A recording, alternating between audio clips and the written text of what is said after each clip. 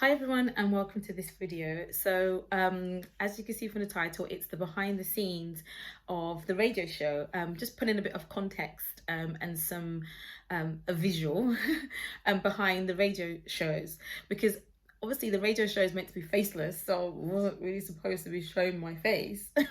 That's what I didn't want to do. But I think that it obviously, from talking with my friends and stuff, from putting things on YouTube, people do expect to see things visually, and I try to do like vlogs and things, but I don't think I think it's nice to, I'll just keep doing those, but I think to sit and talk about the show is another good idea. So that's why we're here. And also one of the other shows that I did, I put a thumbnail out and someone didn't listen to the whole thing. I just assumed something negative happened in my life. So I'm like, you're not listening. So I thought, let me just do this and give some extra stuff as well. So mention some things I didn't mention on the show. Sometimes some things get cut out because I waffled for too long. So they have to cut some stuff out. So I thought, actually, let's do that and put some context.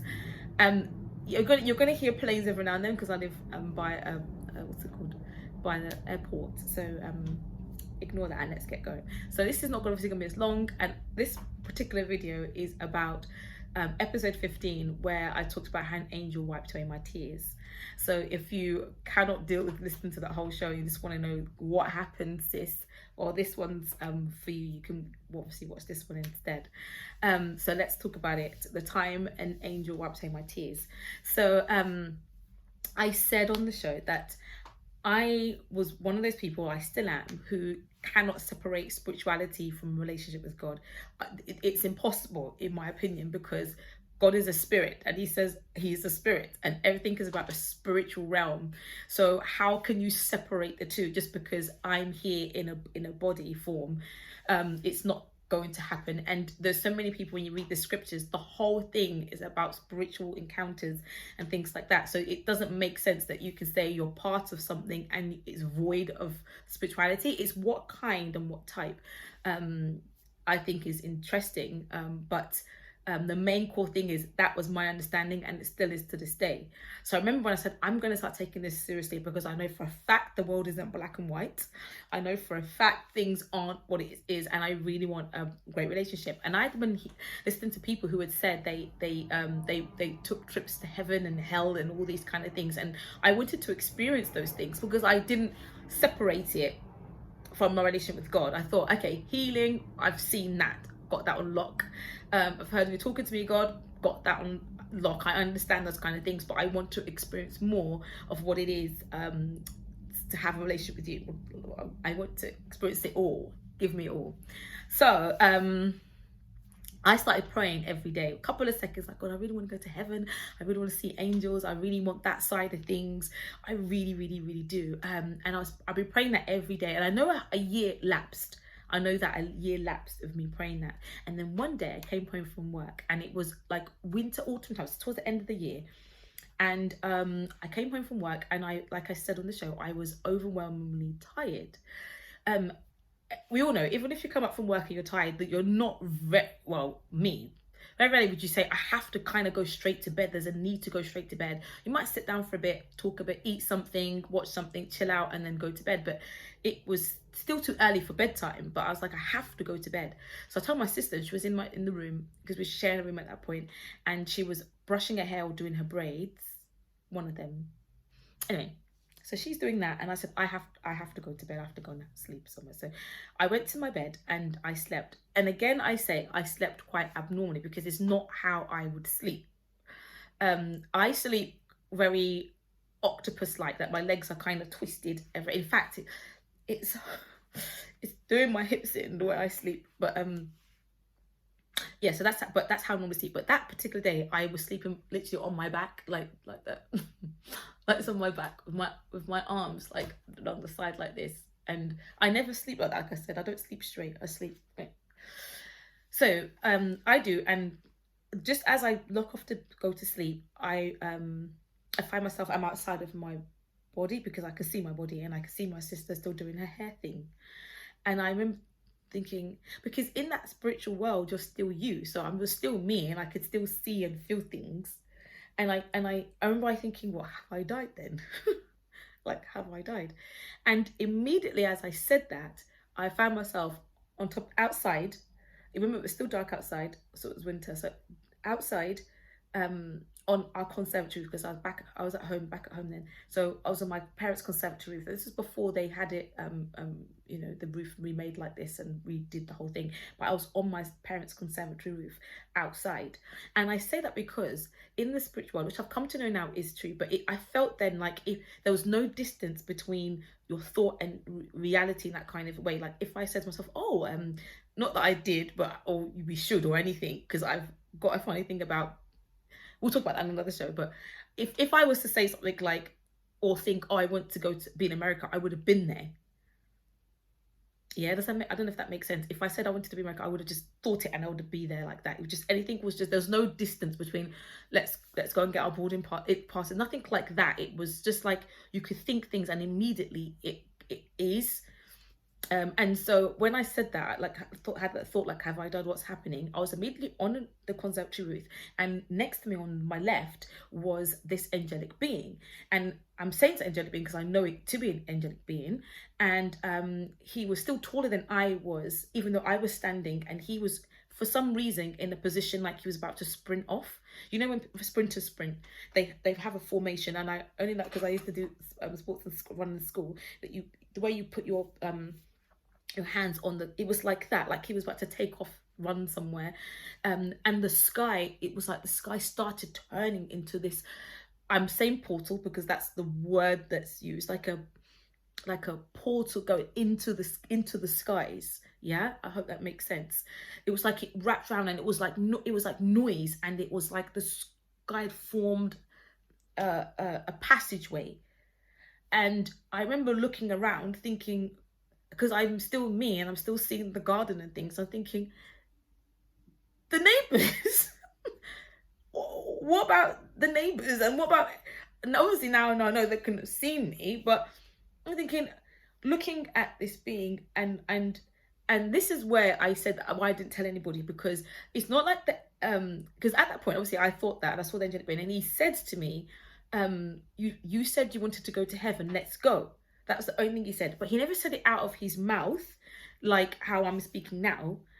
You know, he's like, he responded to my thoughts. I knew what I was thinking, and I knew what he was saying because I didn't speak, but I knew what he was saying.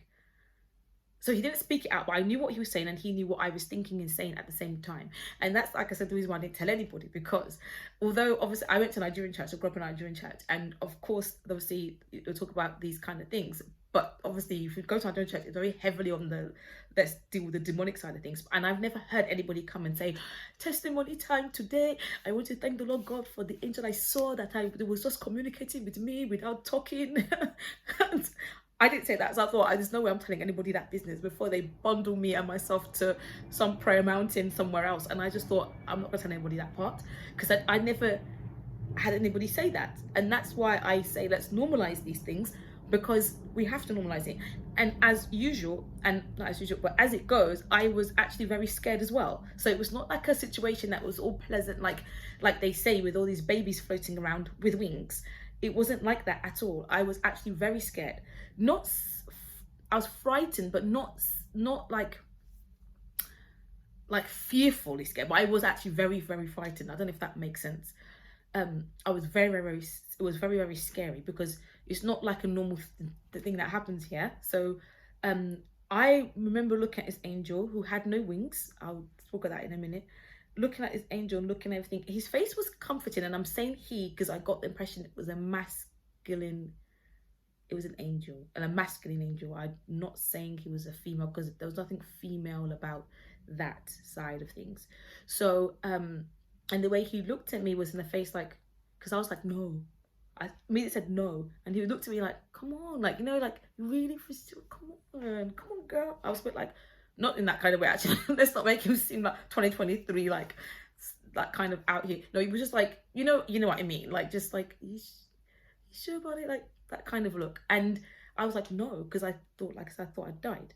And looking all around the whole thing, and immediately I was back on my bed, like this, with my eyes opened.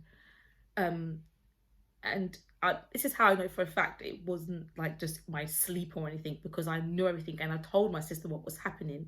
And I saw myself, and these things you don't go around.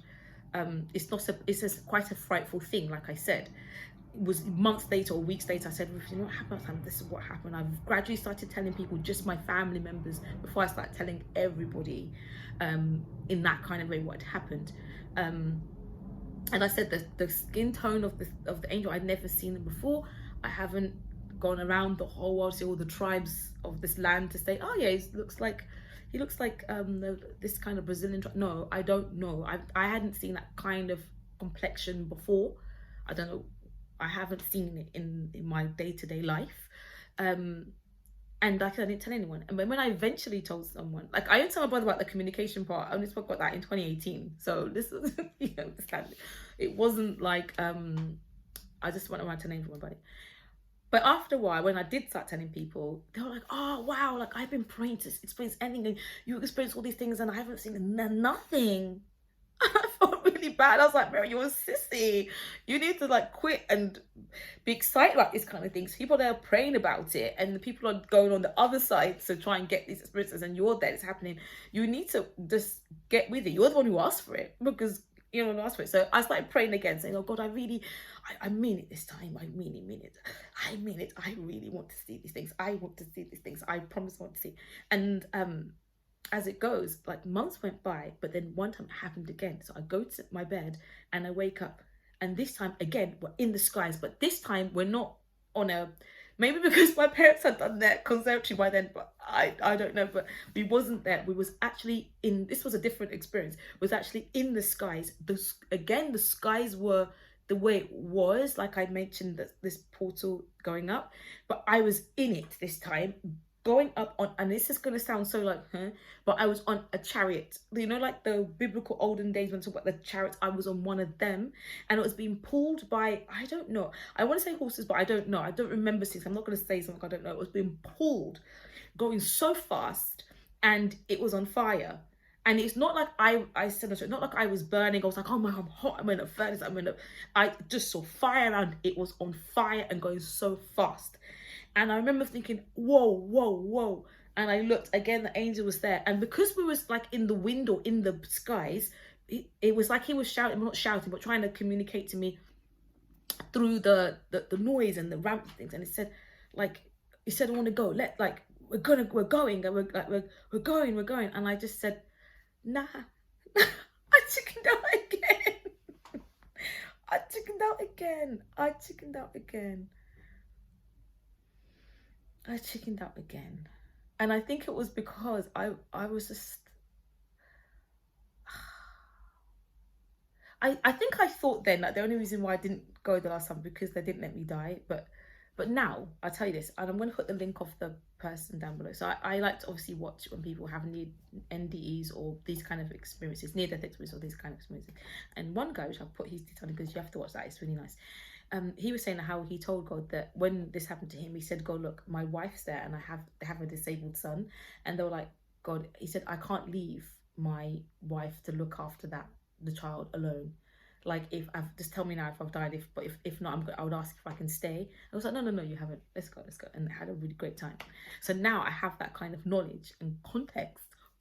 And I can now say, like, if it happens again, I would know, like, you know, I would know that you know, this is something it hasn't happened, and I really want it to happen again. I really mean it. And God, I really am serious this time. I think I am, but I really am. Like, I really am. But that was that kind of experience, because I was specifically asking to go to heaven and see these realms and stuff like that. But the time when the angel wiped away my tears, and that is true, I was at home, I was going through it, not in a past relationship or anything like that. I just wanted to, I think I was at that point, I was just upset with this whole thing. I was just like, this whole relationship thing, I'm just not understanding, like, what's good with all this sort of stuff. And I was really upset, but I didn't want to let everyone in my family that I was upset, because I know I'd be like, oh, don't worry, the Lord would help you. I think I just wanted to cry. You know, I don't know if you ever thought you just want to cry. Actually, I just want to cry. So I didn't tell anybody that I was upset. I thought I'm going to wait for everybody to go to sleep, and then I'm going to cry. And I actually did that. Make sure everyone was asleep. It was like getting really, really late. I was thinking, go to sleep. So everyone could hear, and I could hear all everyone like sort of asleep. So I sat on my bed and I just went, I started crying and crying and crying and really sobbing. And anytime I think about that, I remember in Bruce Almighty, there's a bit where Jennifer Aniston's crying, and it's so deep and it's so like it's sobbing, it's sorrow press. Sorrow press. I was crying and crying away, and it was so deep. That's what I reminded myself of. And then I noticed a presence enter my room and wiped my tears. I said, "Don't cry." And I got so embarrassed. I was thinking, who's in the room? I'm supposed to be crying by myself. Like, why are you here? And I remember going, let me leave me alone. And I pulled my covers over my head. I was so embarrassed that I just went, and I just left it. And so in the morning, I was like, that's not really good. I have to go and apologize. I thought it was my brother for some reason. I thought about it because it was a masculine voice, but that didn't even sound like my brother, so I don't know why. I just thought maybe my brother was, I don't know. So I said to him, "Oh, Marshall, I'm so sorry that I did that to you. I whacked your hands from you. It's because I didn't want anyone to know I was crying." And he was like, "What are you talking about, sis?" I mean, yes. I said, "Look, Marshall, I actually have to go to work. I'm just telling you I'm sorry, and I really mean it." And he's like, "What are you talking about?" I said, "What are you talking about?" And I thought, actually, my brother would not even sound like that anyway. If I was crying, and he has seen me cry before, he would just be like, "You're right, sis, what's happening? What's happening?" It's different. It's not gonna, that's not his voice anyway. But obviously I didn't think that then. I just kind of was going with the flow. So I was telling him, "I'm so sorry about that." And he was like, "No, you're talking about." I said, "Yeah." And he said, "You did." I said, "Yes, it must have been you, because you came to me and he was wearing those clothes." And because in obviously that night the person Angelic was wearing clothes that were so white that were like alive. I don't know how to explain this. The room was dark, so I turned off the lights. Obviously there was no light in my room, but them coming in was light in the room. The whole room was I could see everything. I could see things in light. So I was saying, "You was wearing these clothes as well." And he was like, "I don't have them clothes. I don't have them." And as I said it, boom, just like that, God was letting me know that I sent Angelic to wipe away your tears. And till this day, I can still hear the voice saying, "Don't cry." So even when I cry, because obviously I've cried since about the same kind of thing, I cry, I always remember, "Don't cry." And I'm like, "God, I don't want to cry. I'm so sorry, I'm crying." And even if I cry about anything else, whatever it is, I'll still be like, "I know you don't want to cry." I'm like, but I can't not cry. But I always remember, "Don't cry." And I tell everybody that's why I know for a fact God cares. You know, people think, "Oh, God doesn't care about this, doesn't care." God, I'm like, He really does. He cared enough to send someone to my house to wipe away my actual tears. And in the scriptures, remember the other Marys, when Jesus died and went to his tomb, and they were crying, and Jesus came and was like, "Why are you crying? Are you crying?" And God showed me through the scriptures how when people have been so distraught, so like sobbing, like God hears all of that. He hears and he sees everything. So I always tell people God is very caring. That's what makes my relationship deep with him, and that's what informs why I have this relationship with God, because I'll never forget that moment, and I'll never forget it. It sounds funny now, but it was really, really real. And I've seen God's hand in my life, you know, in those areas. And the last time I mentioned, if I wrap this thing up, I was in my house, so in my flat. I had moved off my parents' house. I was in my own house then, and what was I doing? I was just praying, and I fell into this trance or vision or something in my bed, and it was at night. So I was praying, and then I found myself in this place, which I believe now to be like the very New Jerusalem, like the world to come. And thousands of people were there. I wasn't by myself. And when I say thousands, I couldn't count how many people. There was loads of them, and there was loads of like angelic beings as well there, and they were all singing this song, and I was singing it just because, you know, they were singing "Omega is here," and Omega, for those that know, is, you know, Alpha and Omega, the A and the Z. So they're saying the end is here, the end, or the end, or the end. But I thought the end was not just the end of the Alam Jose, like I'm talking about the end, the life to come.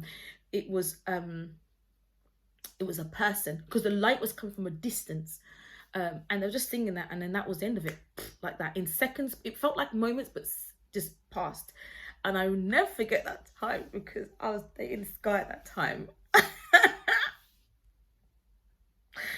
And he called me in the middle of the night, and so there's me thinking, oh, but this beautiful thing's just happened to me. And I'm not laughing at shit. I'm not laughing at what happened, but I'm just laughing at the situation, if you understand what I'm saying.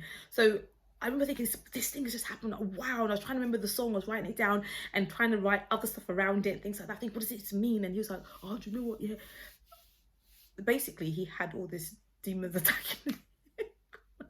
I'm not laughing at that. I'm not laughing. I hope you understand what I mean. I'm just saying that it was so funny that I'm having this angelic thing and he's having this demonic situation. And obviously, I'm not saying that because obviously I know a lot of people who I care about, and even myself, I've had like these kind of things, but that's why I won't forget that time. And people who know the situation would understand, like, oh, no wonder why type thing. How I was like, this was a past situation. Okay, so I remember he was saying that I've been very annoyed about that, and I was just like, well, I don't think I'll tell you what happened to me then, but it just seemed very kind of funny. That's why I won't forget it. But that's what happened that time. And I did tell people at that moment, because that, again, it was so beautiful. Hearing angels sing in this kind of way, that I'm like, wow, I you know, this is stunning. This is just incredible.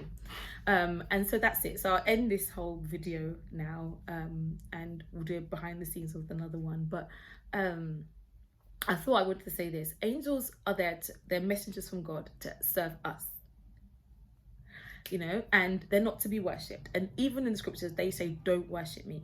And I know there's a lot of school of thought out there where people are out there worshipping angels. My mum even came from a space where they worshipped angels. I don't want to call out the church, but they wear white. And I was born into that as well. So they wear white all the time. So anyway, and they walk around barefoot, but they're very heavy on the angelic worship type thing. And another side of things, very commercialized, is this whole angelic numbers and angel this and that. And even the angels which I know their names of, they are not there to be worshipped. They're not there to be glorified in that kind of way. And they'll tell you not to. There's only one angel who wants to be worshipped and wants to make himself, who tried to make himself equivalent to God when he's an angel. He's was created for a purpose, and he's not the opposite of God. It's not yin and yang here. That's Satan himself. He was an angelic being. There is no such thing as him being the opposite of God, because you can't put an angel up against the God. It doesn't work like that. But you can make him a god if people want to make them a god if they want to, but that doesn't change the facts. He was a created being, an angel, and there's only one angel that I know that likes to be worshipped and likes to bring in divination into things and twist something that is just so holy and right and there for a purpose into something else. So people are there only picking angel numbers and tattooing it on them and saying, I'm only seeing this. And like, what angel? Where are you getting this school of thought from? It's not biblical. It's not right in any way, because it takes away glory and it puts people in this thing. Sometimes some people I know, because of these angel numbers, they'll on their profile, they only follow that number of people. They'll get married on that particular day. They lock themselves in this sort of thing just because of this angelic numbers, which to me is just, it's not biblical. So I say, look, there's no such thing. And if there is question, what angel? No angels are numbered. It doesn't work like that. They're there to serve